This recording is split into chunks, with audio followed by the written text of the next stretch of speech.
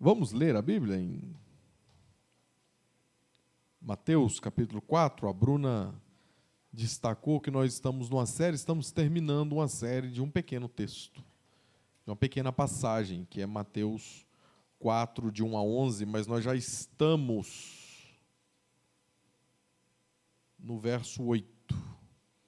Não sempre destaco isso, né? Não depende uma reflexão que tenha que depender da outra, né? Não necessariamente. Mas também estão disponíveis no YouTube, no canal da Igreja Batista Parque Granada, as anteriores. É que às vezes o pregador prega tudo de uma vez, né? E nós temos feito reflexões aqui diversas dentro desta passagem de 1 a 11, hoje de 8 a 11, Mateus capítulo 4, o Evangelho de Mateus. Não deixa de ser um texto conhecido, né? É um texto conhecido, às vezes até citamos partes desse texto, sem saber exatamente do que se trata, pode ocorrer, né? Às vezes a gente usa muito aquela expressão, nem só de pão o homem viverá, né? Eu creio que a maior parte das pessoas sabe do que se trata, né? Mas alguns citam até sem saber. Então, isso torna o argumento de que realmente se trata de um texto conhecido. Mateus 8 é a última tentação de Jesus. Depois de batizado, foi levado ao deserto pelo Espírito Santo. E ali ele foi tentado. O que nós precisamos destacar quase sempre, para melhorar a compreensão, o contexto de que Jesus se identifica conosco no seu nascimento, no seu batismo e também nas suas tentações. Então tem uma relação conosco isso.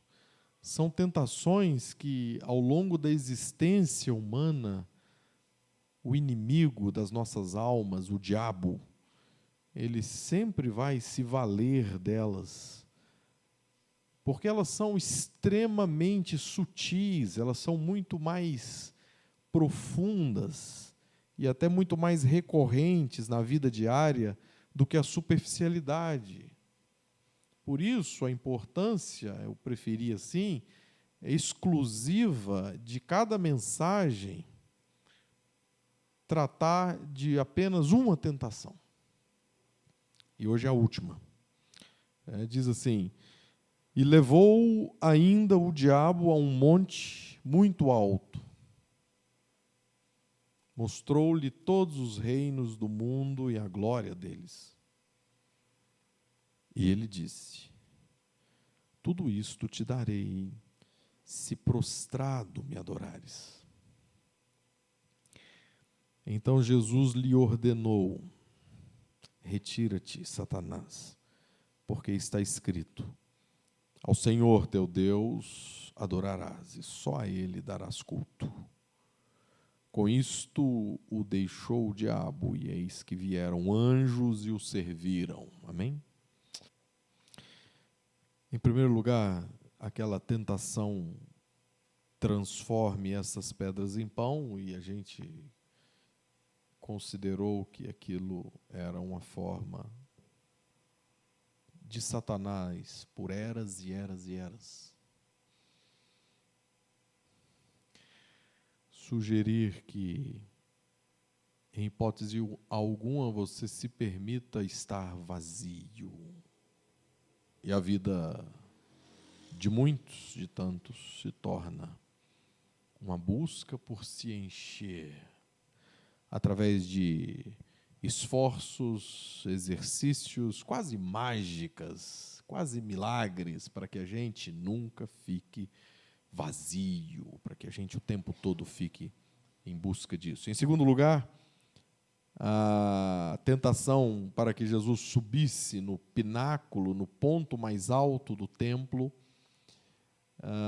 e se atirasse, né, no vale de Cédron, a mais de 140 metros de altura, porque se ele era o filho amado de Deus, certamente os anjos de Deus o sustentariam Essa é a tentação de se ter certeza. Prove se Deus realmente te ama e esqueça que temos que viver pela fé, mas pelas certezas, pelas provas. E hoje, a última, no mais alto monte, um Everest, alguma coisa assim, Satanás mostra a Jesus, leva, ou de maneira concreta mesmo, ou apenas numa visão, a partir do mais alto monte, e ele lhe diz: todos os reinos do mundo. Nos dias de hoje, talvez comunique mais conosco os reinos do mundo ocidental, onde estão os poderes, onde está o dinheiro, Manhattan, em Roma, no Vaticano, na França, na Alemanha, em Berlim, nos riquíssimos Emirados Árabes, nas mais históricas capitais, cidades, nas mais populosas, nas mais buscadas, Meca, Jerusalém. Todos os reinos do mundo eu te darei. Essa é a tentação, ou Jesus é tentado a deixar que o diabo o ajude a cumprir a sua missão. Está vendo que é muito mais sutil do que a gente imagina? Porque é algo tão profundo e ao mesmo tempo tentador. Porque é algo como: eu quero te ajudar, você a conquistar aquilo que te interessa. Bom, a gente pode pensar, mas será mesmo que Jesus tinha interesse por Wall Street, por exemplo, o lugar do dinheiro? Não é necessariamente isso, mas o Filho de Deus, ele veio para restaurar os reinos do mundo. Não há uma indiferença, uma absoluta falta de interesse em relação aos reinos, aos principados do mundo. Não, Jesus veio exatamente para que a sua redenção, o seu plano de redenção se estabelecesse pelos reinos do mundo. Há a partir de uma certa compreensão, obviamente, bíblica, espiritual, ao interesse do Filho de Deus pelos reinos do mundo. O que não vem a ser, talvez, aquilo que os nossos interesses, ou a nossa maneira de ver o que é ter, dominar ou conquistar os reinos do mundo.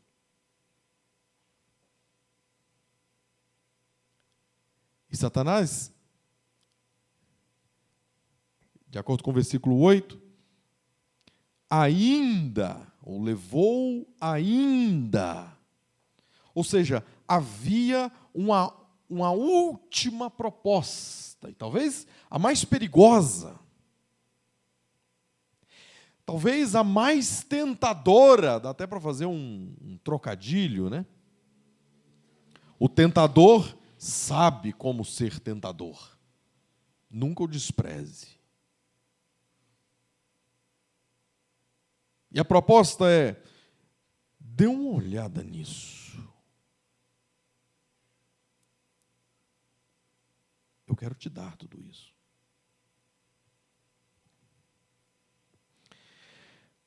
Que mal pode haver em te ajudar em sua missão? Sim. E aí ele se apresenta, e nós podemos conhecê-lo a partir dessa passagem, como aquele que quer nos ajudar a alcançarmos as nossas metas. Aquele que se propõe a ser um viabilizador de realidades. Eu só quero ajudar você a cumprir os seus sonhos, ora, não é isso que você deseja?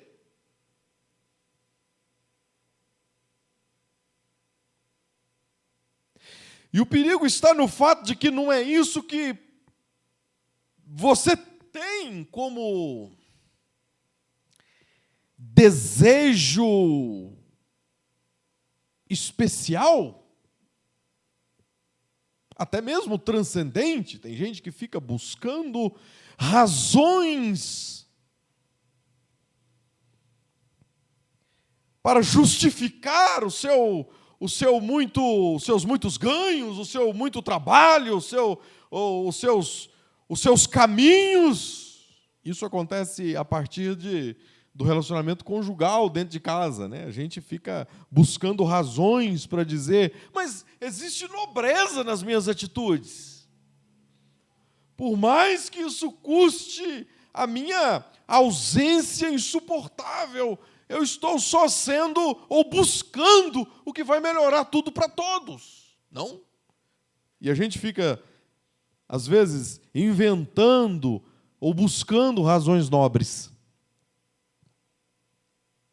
E é aí que Satanás aparece. Eu posso te ajudar nos seus fins.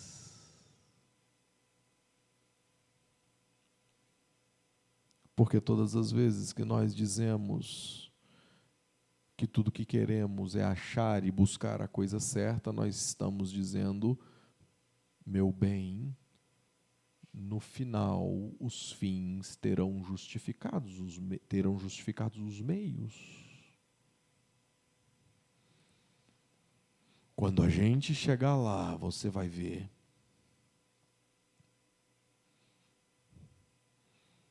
que valeu a pena.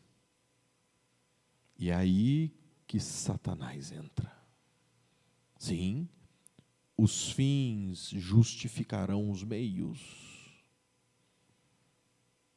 A forma como você faz,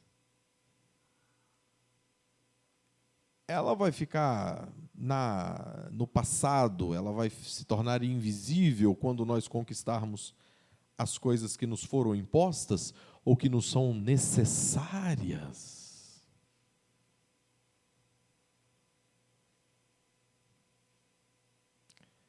E o próprio diabo orienta que tudo o que precisamos é apenas de um contrato com ele.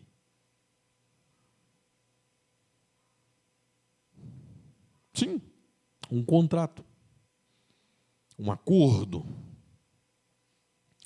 um sim, uma aliança, um pacto. Um contrato que roubará os nossos elevados propósitos de vida. Porque a partir desse contrato nós vamos esquecer por que estamos aqui, para onde estamos indo e por quem nós estamos aqui. E ele vai conseguir colocar na cabeça da gente que a gente precisa ganhar para isso. Esquece essa história que não enche o prato. Ou se alguém colocou para você uma série de metas e uma grande missão, assim, Satanás está tentando colocar na mente das pessoas, mesmo que seja ele Se alguém te encheu do senso de uma missão, mas não te deu o caminho, é por isso que eu estou aqui. Eu só quero ajudar.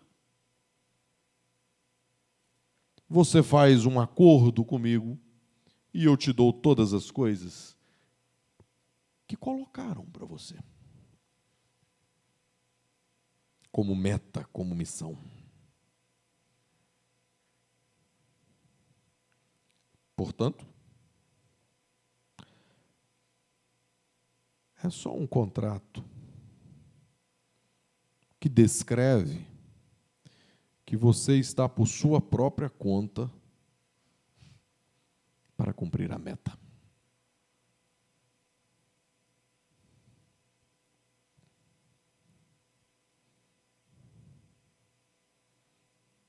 Já parou para pensar nisso? Não, vou fazer do meu jeito.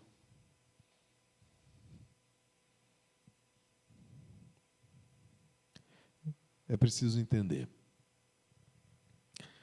Trata-se de uma oferta, no fundo,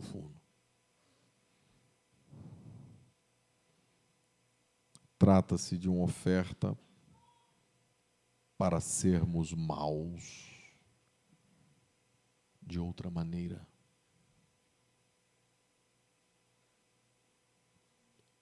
Ou você pensou mesmo que o diabo ele ia ficar fazendo aquelas caretas, aquelas caras feias, aquela fumaça saindo do seu ombro, da sua cabeça e pronto, isso é o diabo? Não.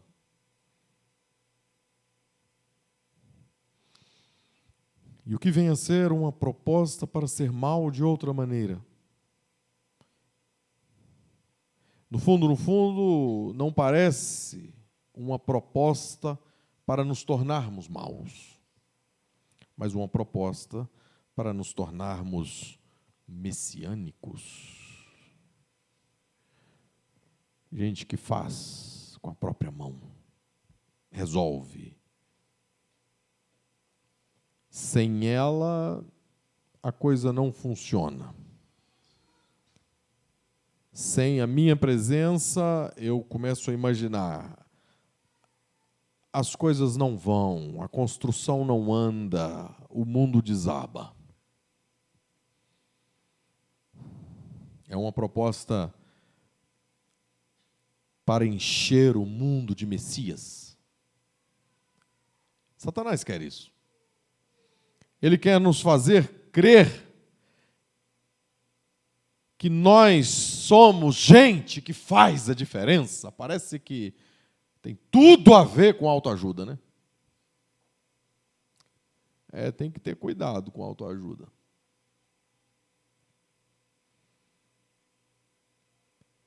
Porque se tem uma coisa que o diabo quer, é fazer você acreditar em você mesmo.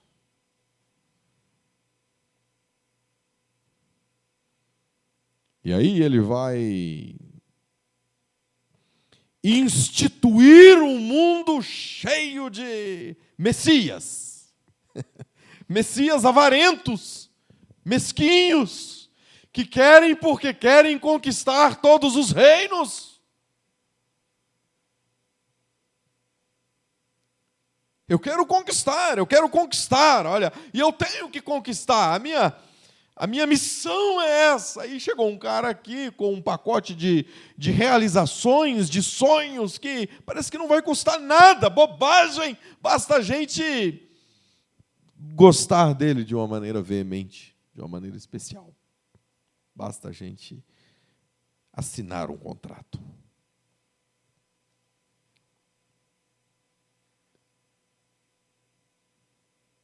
Mas o mundo não precisa de mais messias.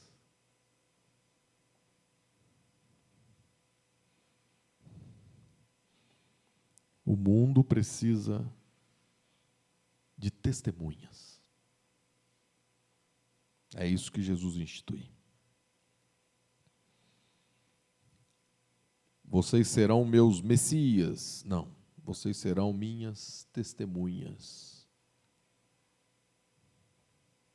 E o que é uma testemunha?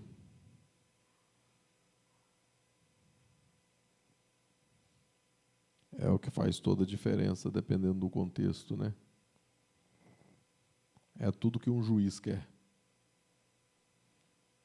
Uma boa testemunha que viu e que vai contar.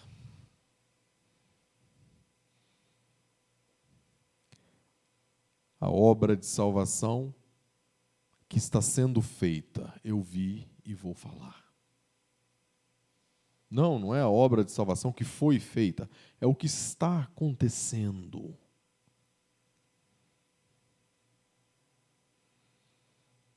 E não só o que está acontecendo, mas o fato de que eu fui convidado a participar disso. O que eu conto é o que eu vi e é algo do que participo. Eu sou uma testemunha.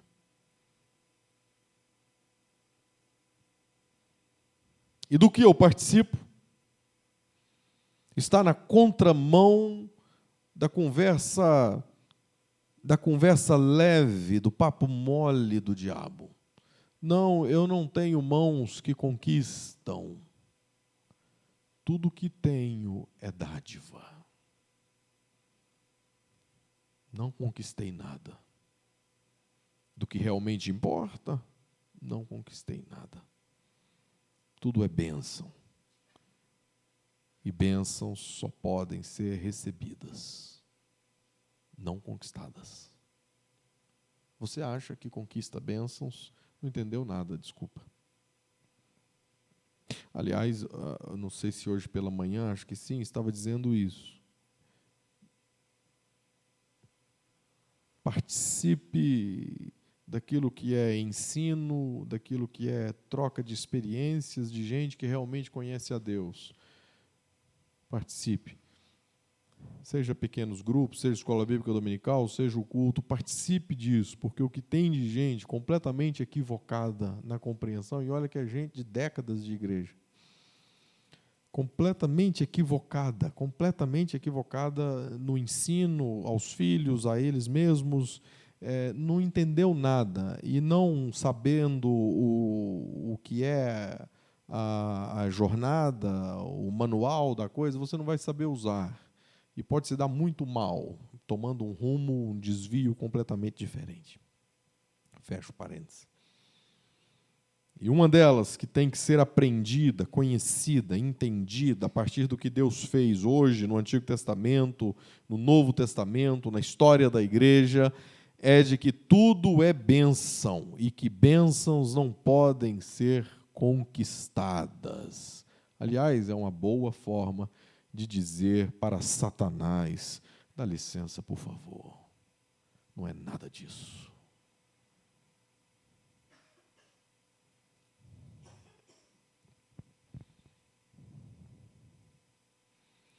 Não podemos conquistar. Agora, mais uma razão para conhecer bem a palavra: nós podemos estragar tudo. Embora não possamos conquistar, mas nós podemos estragar tudo, principalmente dando a ele, conforme a situação aqui, ao diabo, a oportunidade de aparecer ou de falar a partir de vias que a gente vai acabar ouvindo, de tentar e a gente cair em tudo isso. Versículo 10. Então Jesus lhe ordenou: retira-te, Satanás, porque está escrito: ao Senhor teu Deus adorarás e somente a Ele darás culto. Eu achei muito interessante, observando sozinho esse texto. Eu digo sozinho, é na solidão, na tranquilidade de casa, do ambiente onde eu não tenho pressa para ler. Eu achei muito interessante o fato de que Jesus destaca de que só, conforme Êxodo, né, o primeiro mandamento, somente a Ele darás culto. Porque é interessante que a palavra diabo no grego é diabolos, aquele que divide. É daí que vem essa palavra. E o diabo, ele quer dividir o nosso coração. Ele quer dividir pessoas. Ele quer colocar uma pessoa contra a outra, mesmo que dentro do próprio exército, exército contra exército.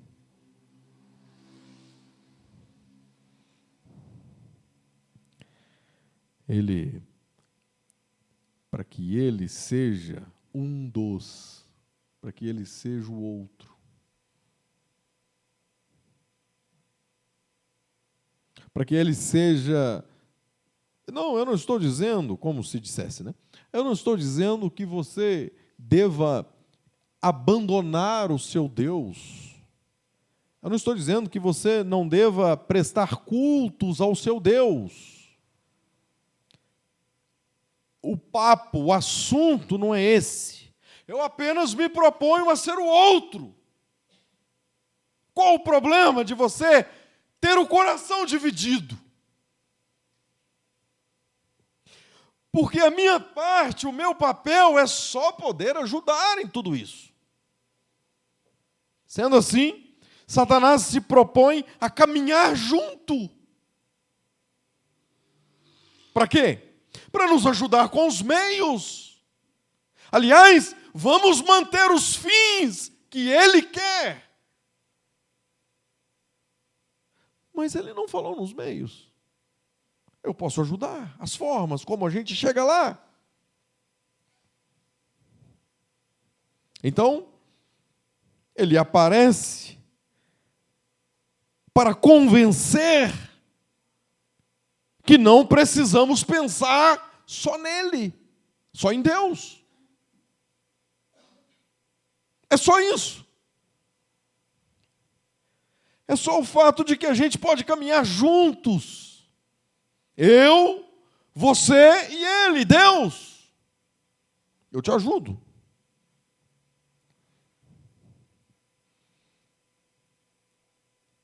E tem tanta gente assim, cheia de divisas evangélicas ou religiosas, ou cheia de medalhas, cheia de um bom passado, uma boa tradição familiar no caminho cristão. Eu até diria, nem no caminho cristão, no caminho da crença.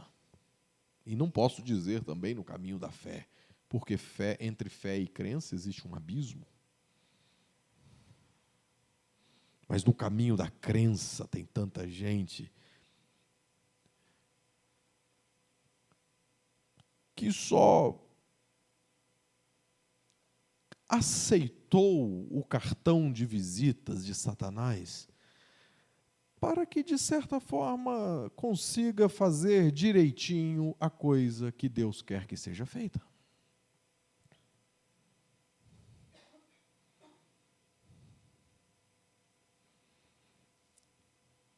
E no último verso, com isto, depois dessa palavra, desse texto, que é um texto de Deuteronômio, capítulo 6, verso 13, adorarás somente ao teu Deus e só a Ele darás culto. Diz o versículo 11, com isto o diabo deixou, e eis que vieram anjos e o serviram.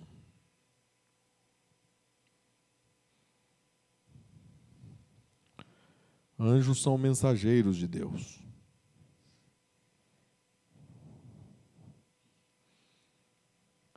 E há tantas maneiras pelas quais Deus pode enviar mensageiros para cuidar de nós. Não só aqueles seres iluminados, espirituais. Um anjo de Deus, um mensageiro de Deus, pode ser um irmão em Cristo.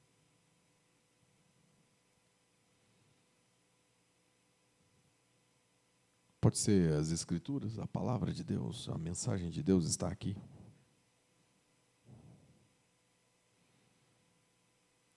E esse texto é muito importante, considerando que nós estamos, esse verso, considerando que nós estamos terminando uma longa sequência de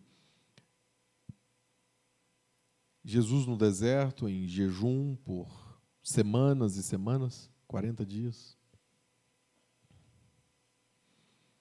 E também a dureza, talvez ainda mais difícil, mais pesado, a dureza, o cansaço de ter que lidar com aquelas tentações. E aí o texto, a passagem termina dizendo que eis que vieram anjos e serviram Jesus, os mensageiros de Deus.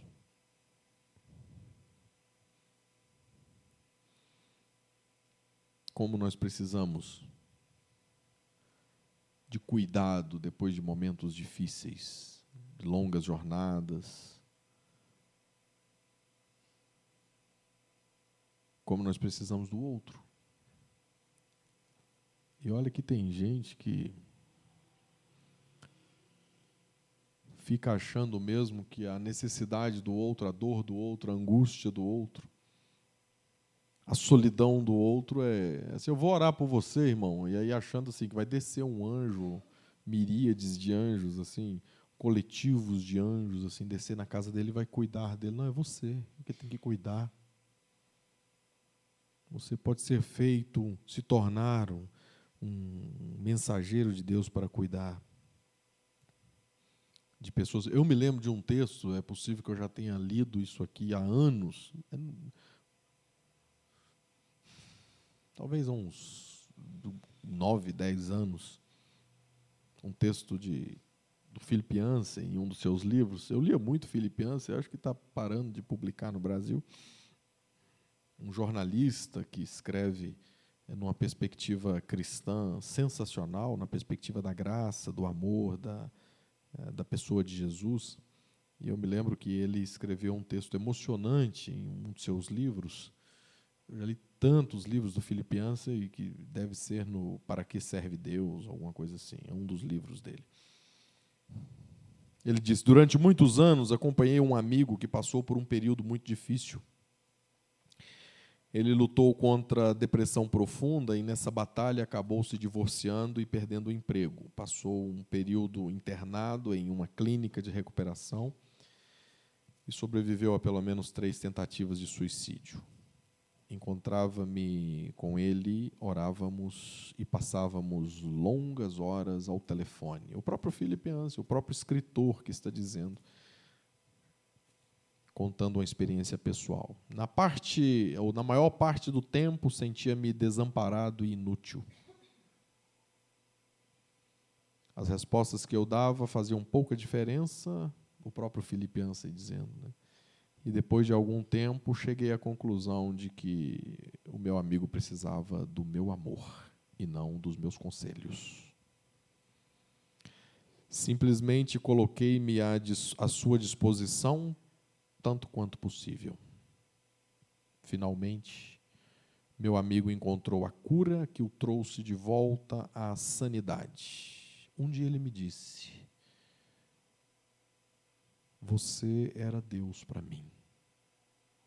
Não conseguia contato com Deus Pai, pois ele parecia distante e retraído. Mas continuei crendo em Deus por sua causa. Um anjo. Um mensageiro de Deus. Precisamos do cuidado de Deus.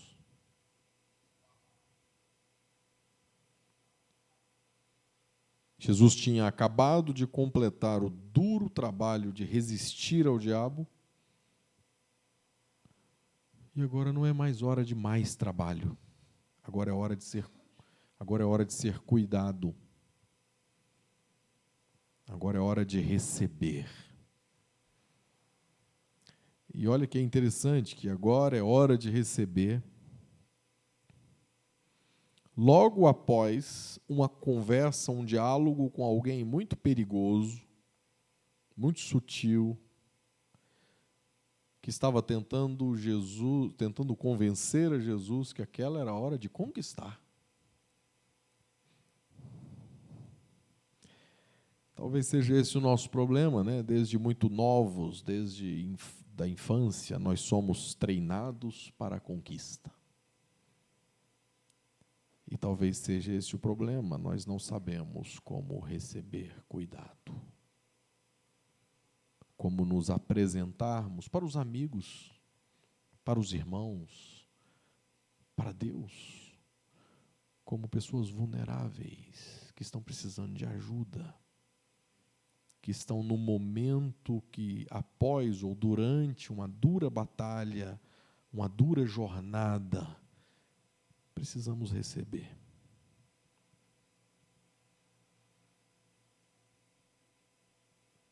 E quem não tem essa compreensão de que eu nunca sei a hora de parar, ou a hora que é a hora só de receber, talvez está vivendo numa ignorância terrível e avassaladora. Porque em Cristo só podemos viver pela graça, só podemos receber, não conquistar. Em Cristo ninguém conquista nada.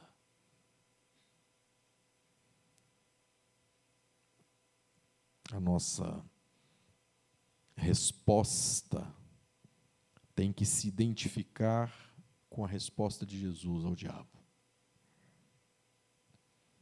Somente a Deus. Toda adoração, mas também toda ajuda, mas também toda entrega, mas também todo foco. Porque só quando compreendemos isso, somente de Deus vem toda ajuda, e somente a Deus toda adoração, é que conseguimos entender que somente de Deus vem toda boa dádiva. Não se iluda. Somente de Deus vem toda a real conquista. Somente de Deus vem a verdadeira recompensa. Somente de Deus vem o verdadeiro cuidado que nós, eu, você, precisamos em momentos constantes. Amém? Vamos orar. Bendito Deus, nós aqui nos colocamos diante do Senhor, ó Deus, para declarar que nós não precisamos de ajudas místicas, extras. Não, nós não precisamos de uma vida onde venhamos acreditar que se pode haver algo de bom para nós, temos que colocar as mãos à obra, porque assim conquistaremos. Não. Não só neste culto, mas no dia inteiro. Hoje é o dia do descanso, ó Pai, e nós descansamos não só para nos paralisarmos das ações e das tarefas. Nós descansamos a nossa mente e assim nós declaramos, enquanto descansamos, podemos descansar porque é o Senhor quem faz. E que haja descanso em nós. E quando não conseguirmos fazer isso, pela alta rotação interna da mente, do corpo, que o Senhor nos ajude, ó Pai, com seus anjos, caso contrário, tais rachaduras e aberturas no nosso ser serão sempre um convite para Satanás se oferecer para nos ajudar. E todas as ofertas do diabo são ofertas para nos destruir, ainda que seja enquanto nós conquistamos coisas. Quanta gente se destruindo nesse processo, nesse ritmo, na sua própria frequência. Nós viemos aqui nessa noite para dizer: nós precisamos da ajuda que vem do alto. Isso é muito mais que autoajuda. No nome de Jesus, nós glorificamos o teu santo nome, porque o simples fato de glorificarmos o teu santo nome também, em si, nos limpa, nos purifica, nos coloca no seu caminho, em conexão contigo. Portanto, nós oramos e glorificamos o teu santo nome. Amém, Senhor.